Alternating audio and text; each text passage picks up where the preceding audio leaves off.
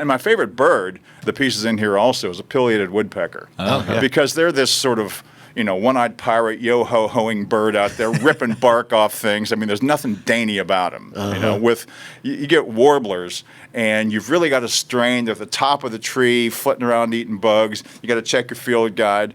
With a pileated, you've got something. There's no question. You hear them from half a mile away, and you know what's coming. Oh, yeah. The award-winning Tennessee WildCast is on the air with the latest on hunting, fishing, boating, wildlife watching, and all things outdoors. Make welcome your host, drummer and outdoor expert novice, Jason Harmon. All right. Hello, everybody, and welcome to this edition of Tennessee WildCast. Thanks for watching. Thanks for listening.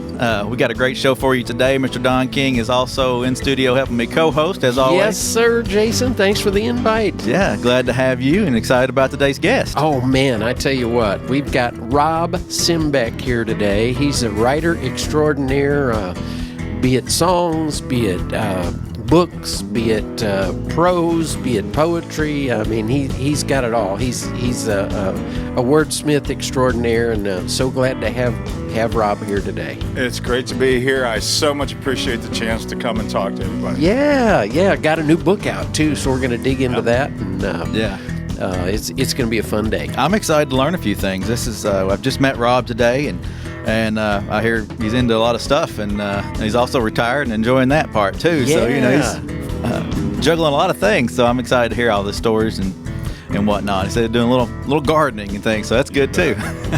I guess my first introduction to Rob was at the Tennessee Outdoor Writers Association that meets has an annual meeting every year. I would attend that, and Rob would attend that faithfully as well, and we'd break out the guitars kind of around the fire after all the meetings and stuff were over and just trade songs back and forth. And Rob always had some great stuff, and I always look forward to hearing his songs. And we just kind of developed a friendship over the years, and so that kind of led us to here. And when I saw the notice about your new book, I thought, man, that just lines up perfectly with WildCast. We ought to get him on here to promote the book. And I appreciate you sending us the advanced PDF. And since it was so just the day before we've done this, I didn't have time to dig into the whole book, but just flipping through, and I really liked how you kind of set the thing up with air, with land, and the water. Mm-hmm. And so how'd you get that? How'd you come by that, Rob? Just juggling ideas. This book grew out of the South Carolina wildlife column that I wrote for 25 years. It was called For Wildlife Watchers. And over the course of 25 years, you do a lot of critters. Oh, yeah. And I talked to the University of South Carolina Press, and they wanted to do a book with it, and there were room for about 3 dozen of them. And as I looked through the columns, I knew there were some I really wanted. It opens with the crow because it talks about how we used to raise chickens. And if you raise chickens, you know what they're saying. Yeah. After a while, you know if Henrietta's saying, hey, I just laid an egg, or if Jesse's saying, hey, the neighbor's cat is out. You figure that out. Yeah. And so once I started with that, I started listening to the crows and the blue jays and everything else out there, and it really helped toward this. So that was how I picked that one. And a lot of them were like that, and I got to where I was thinking, how do I divide this up? And that one just seemed the most logical for me. I haven't really seen it done that way, but I had 12 solid ones for each of air, water, and land. Yeah. And, it's one of those things. It comes into your head and you think, all right, I'll do that. Yeah. And I'll have to say, I read the part about the crow in the beginning of the book, and very engaging. I mean, I wasn't surprised because Rob writes great stuff, but it drew me right in because I could relate to hearing those crow sounds and wondering what was going on out there. You know, when you hear a gaggle of them out there scolding an owl or something. And we had that experience, and you outlined it in the book about them hassling the owls, and we had an instance in our yard recently where my wife was saying, "What are those birds all excited about?" And we, sure enough, pretty soon a big owl came out of the tree, and then the crows all cheered, "Hey, we got rid of a guy," You always know that if they're fussing, something's going on. It could be the smaller birds and it could be a snake. Yeah. And it's worth, for me, I look for any excuse to get outside. And so I'm working at home in my office, and when I hear it, erupt out there, I head out the door.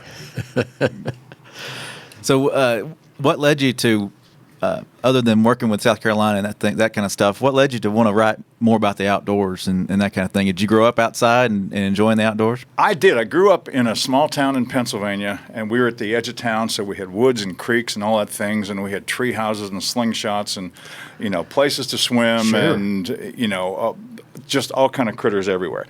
But I was not an expert at all. So what happened was my better half, Debbie, when we started dating, this was back in the 80s, we would go picnics, walks in the woods, whatever, as dates, and I realized pretty quickly she knew every bird and tree and rock and fern out there. Oh, She wow. just knew what they were.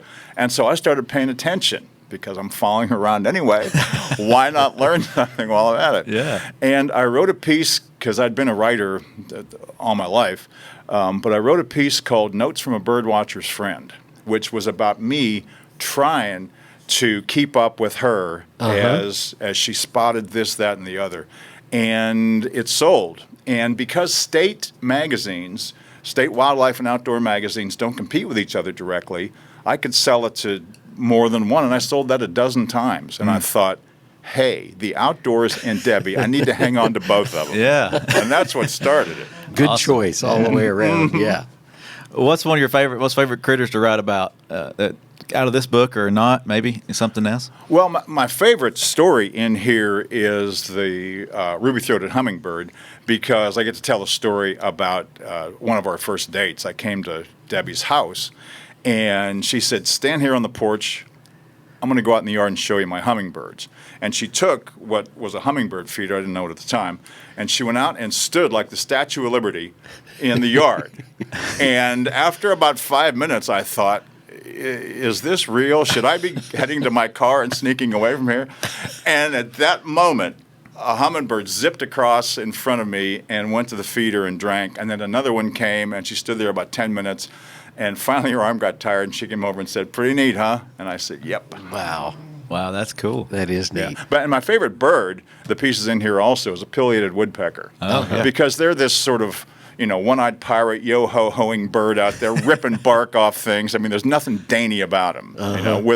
You get warblers, and you've really got to strain. They're at the top of the tree, flitting around eating bugs. You got to check your field guide. With a pileated, you've got something. There's no question. You hear them from half a mile away, and you know what's coming. Oh, yeah. They're fun to watch in the woods. If you're sitting in a tree stand, deer hunting or something like that, and they're pecking on the trees, and they're fun birds to watch. Yeah. That's neat.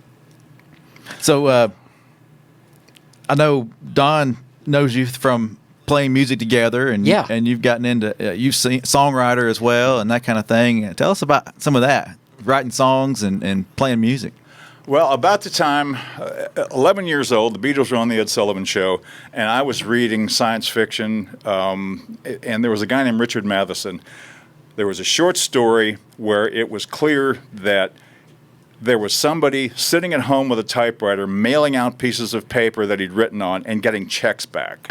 And I thought, my goodness, wouldn't that be fun? Yeah. And then with the Beatles on the Ed Sullivan Show, like millions of other kids, I got a guitar. I had it the next day. I was in a band within a year, 12 years old. Wow. And those two twin loves have been there all the way through. And so I had bands in high school, in college. I played in bars and coffee houses and stuff.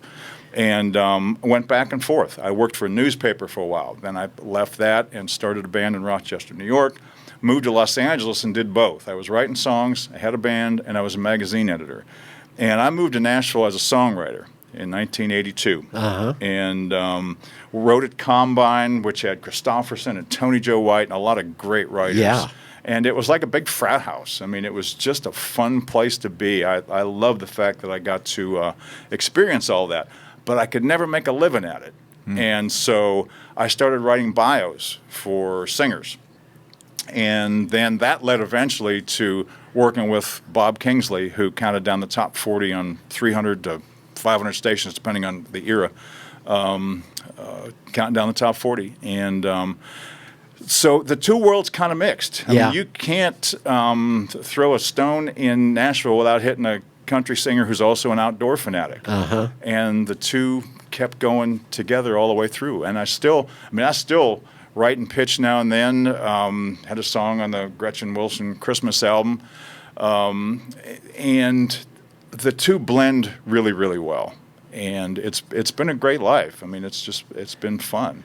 So your role with the Bob Kingsley's Country Top 40 for 25 years, I understand, right? That was a great relationship, and through that time, you were the guy who wrote all that stuff, all that witty stuff and all the factual stuff that Bob was saying on the air, right? There were actually three writers, but I did several of the stories every week, and the thing that was great is I got to do most of the interviews.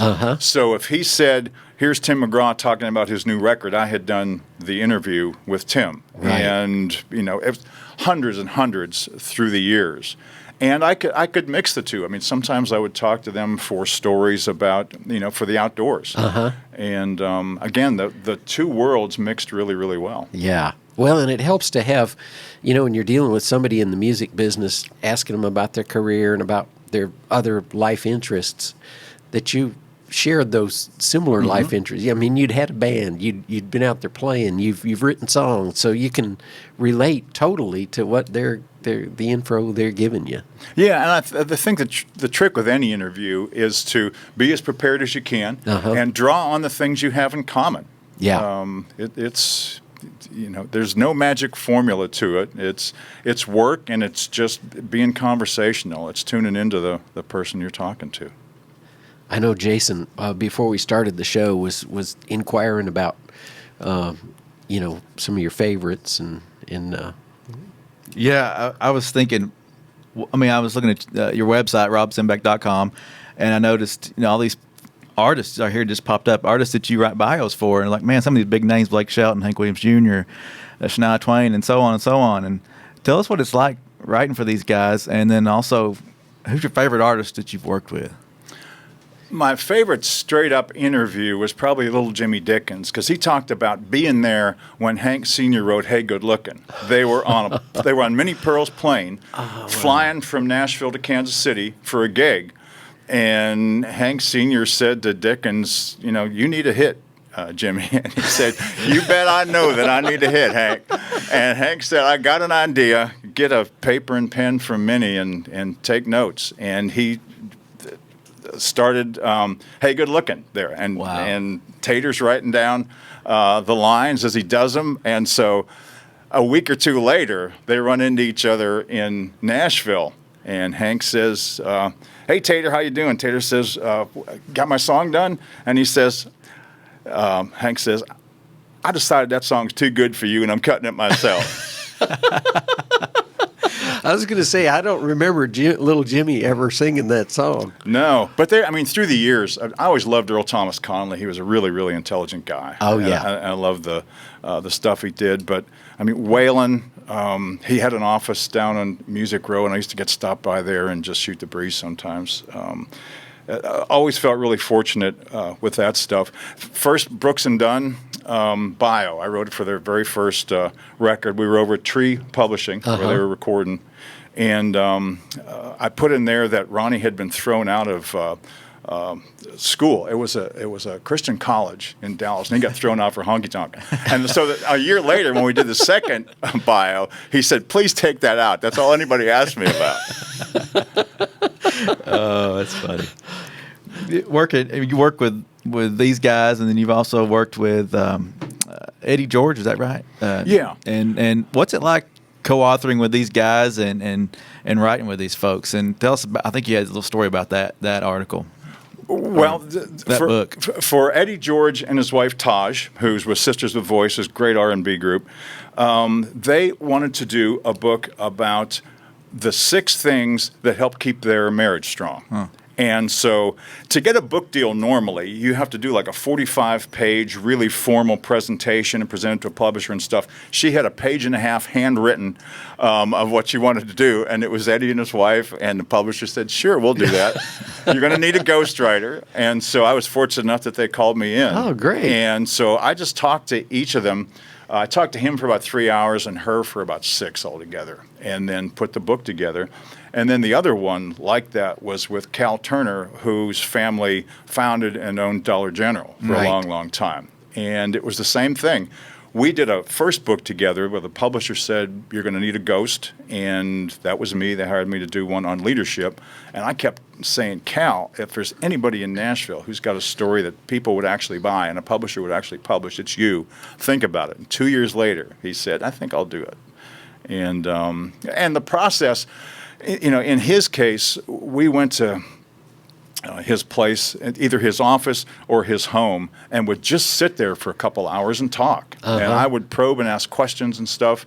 And we did this literally dozens and dozens of times. And then I would write a chapter or a scene, send it to him. He'd say, yeah, this part's pretty good. This part needs this, that, or the other. We'd go back and forth. And then, so with Eddie and Taj, 6 weeks, start to finish. Wow. And with Cal, it was off and on for 8 years. Oh, wow. Before we went to a publisher. I think that's cool for the folks at home that's listening or watching to know just what does a ghostwriter do? I mean, I don't understand that term. Explain that to them. Yeah, a ghostwriter is simply the person who actually puts the words together for someone who's telling a story. You get a politician, you get a rock star doing a book. They're not writing that book. Right. Very, very rarely, once in a while. But most of them hire somebody who simply interviews them and goes through old things. With the Dollar General book, I went through a lot of old annual reports and things like that. So there was, business work I had to do too. But it's just a matter of helping them structure. They've got the story. It's inside their head and heart. Right. And the trick is just to get it out in a way that turns into a book that a publisher will actually publish. That's cool. And so you talk about songwriters writing books or writing bios for songwriters. They're good at writing a verse and a chorus, but they need your help to get the full story. Right? For the bridge, bring it in for the bridge. And it goes for the bridge. Hey, speaking of artists and other folks you've worked with, Shania Twain's name came up a while ago, and you were telling us a little bit about something that most people probably don't understand about Shania. She is an outdoors girl. She grew up in Ontario, and she used to, for her father, lead logging trips out into the woods. He was a logger, and she'd take a dozen guys out for like 2 weeks, and she'd be the person in charge. But that was literally sleeping in a tent, taking a canteen or a creek or whatever it was for the water supply, and she knew how to do that. And she, I don't think she was a hunter or fisherman, but she ate all that stuff. She later became a vegetarian. As she became a star, I think some of that stuff got washed out of her. But she was talking to her for her first album, and that album stiffed. It was the second one that took off. But talking to her for that, I felt like I was talking to somebody I'd grown up with who just roamed the woods like I did. And it was, she was just the girl next door. Very genuine. Yeah. That's great. Yeah, you wouldn't think that watching and seeing her on TV and things like that. We need to recruit her for a WildCast. Let's work it out. I think that's a great idea. You got her phone number? No. Well, I want to loop back around to this book. Let people know how they can find the Southern Wildlife Watcher. How do folks find that book? I'm a big supporter of local bookstores. Yes. So if you're in one of the towns that has a bookstore, call them up or go online and just tell them, Rob Simbeck, the Southern Wildlife Watcher, and they'll get it ordered for you. If you want to use the standard online sources, you can Google it, and it will take you to Amazon or one of the other places that will definitely sell you a copy of the book. It's one of those things where, for writers, the relationship that we have with bookstores is so important. Yes. I mean, they are the ones who, will bring you in for a signing, which are all virtual right now. This is, I've done probably 20 interviews so far. This is the first one I've done in person. Okay. Every other one, I set up my computer in front of me with my book wall in the back and do them that way. And the good news is that you can do both Little Rock and Charlotte in the same day with no wear and tear on your tires and no bill for gasoline. The bad news is it's easier to sell a book when you've got them in the store. Yeah. And you're looking them in the eye and they can come up and get it signed right there. It's tougher. So it's a new world in every way you look at it. But, just Google Rob Simbeck, the Southern Wildlife Watcher. Somebody will sell you that book. Well, I appreciate you making this your first appearance outside the home. Yeah, really. Wildcats, that's awesome. Hey, we've done a few by Zoom as well, and these are a lot more fun. And so anyway, we appreciate you taking the time to come over today, Rob. Oh, no, it's my absolute pleasure. I mean, it's a book. This is as close to, I've done 22 books. This is as close to my heart as anyone has ever been. Yeah. It's just one of those where I get to start off a piece with the things about an animal that impress or move or tickle me, and then bring in experts. Yeah. And, the people who work for the wildlife agencies, the resource agencies around the country are some of the most underappreciated, hardworking, and important people that we have in the American landscape. I mean, they are the people who are working on the front lines of the environment. Yeah. That balance between using it and preserving it is so delicate, and they're the people who actually make it work. And since the first piece I ever did for South Carolina Wildlife, I've been in awe of those men and women. And so for every piece in here, I've got at least one, and sometimes more, experts helping me to make sure that I've pinned down. I always tell them, I don't mind looking stupid before the ink runs. Once the ink runs, I don't want to look stupid, so help me here. Right. Well, and I think that's what makes this book so approachable too, just in what I've seen in it so far. It's I'll use the term layman's, the interest is there, and you've seeked it out yourself, and you found the things that, like as you said, that interest you. Why the call of a certain bird is what it is, and what they're saying, and it's just really an interesting approach. It's and the experts that are great and have gone to school and know all the taxonomy and all the details and those sorts of things. Sometimes information you read along those lines can be a little bit dry. Sometimes a lot dry. But sometimes you think, let's hire a ghostwriter here. Hey, we may have to do some recruiting for annual reports here or something. Or for our website. Yeah, right. But that's what I find so interesting about your book, Rob, is that it is so approachable and just piques my interest. Well, I appreciate that. And any good, I think, book or article, it just amounts to an author saying, hey, guess what I saw? Yeah. It's coming home, after work to the family or going out to meet your friends somewhere. That's what you do. You tell stories. You tell people what's been interesting in your life. And I think, in many cases for a writer, it's just a matter of getting that on paper. I mean, sometimes I don't know what I think until I write about it. And this was a chance for me it's kind of a love story between me and the outdoors and the creatures. And the trick is that we don't just do bald eagles and bobcats and things like that. There's the housefly in here and the earthworm, neither of whom are native to North America. The housefly was brought here from Asia, taken all over the world in ships and things like that, and people traveling. And some of the most common earthworm species were brought here in ballast from ships from Europe. And the glaciers had wiped out. There wasn't an earthworm north of upstate New York after the last glaciers receded. I mean, just things. That's what keeps me interested in even the things we want to overlook or just look at as fish bait. Sure. What's the largest animal of the book? Oh, goodness. Probably the great white shark. Okay. Yeah. Wow. And it's you are more likely to be killed by a cow than a shark. But try telling that to somebody who's scared about going to the beach. Right. It's like you're so much safer in a plane than in the car on the way to the airport.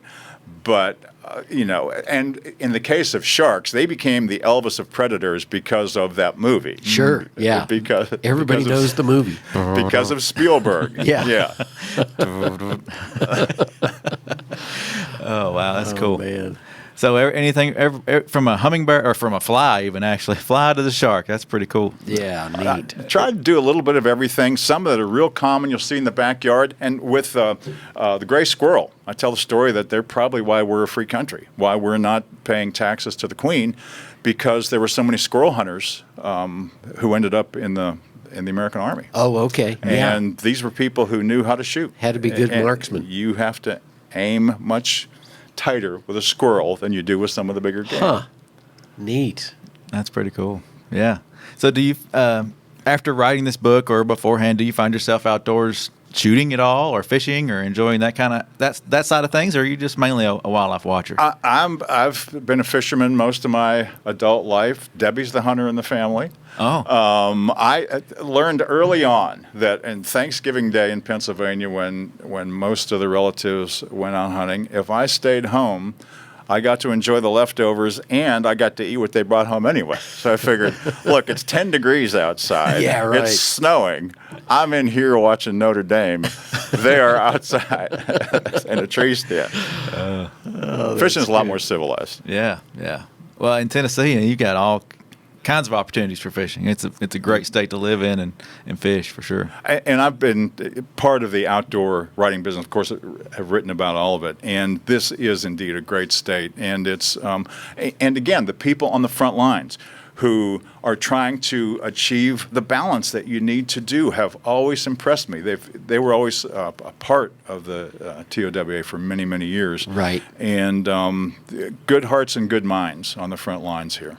Yeah, we recently had the executive director on, and we were talking about Asian carp, and how that's affected our ecosystem in waters here in Tennessee, and so there's always something. There's so glad we have those experts out there that can. I so appreciate the agency. Yeah. And I thank you so much for doing this and let me be a part of it. Yeah, you bet. Yeah, you awesome. bet. Our pleasure. Don't forget Simbeck.com to check out all his work and learn more about him. That's start there, and then go find the book.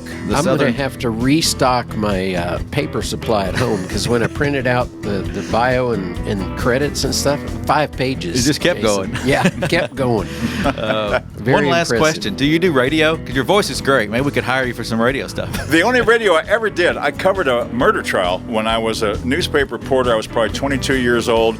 And they shipped me out of town to do it because there was a change of venue. And every day at noon, I would call in and say what happened that morning. Wow. But other than that, I just wrote for Kingsley. He was the microphone guy. Well, we may have to get a microphone in front of you for some more stuff for the wildlife page. That'd that's be fun. right. All right. Well, thank you, Rob.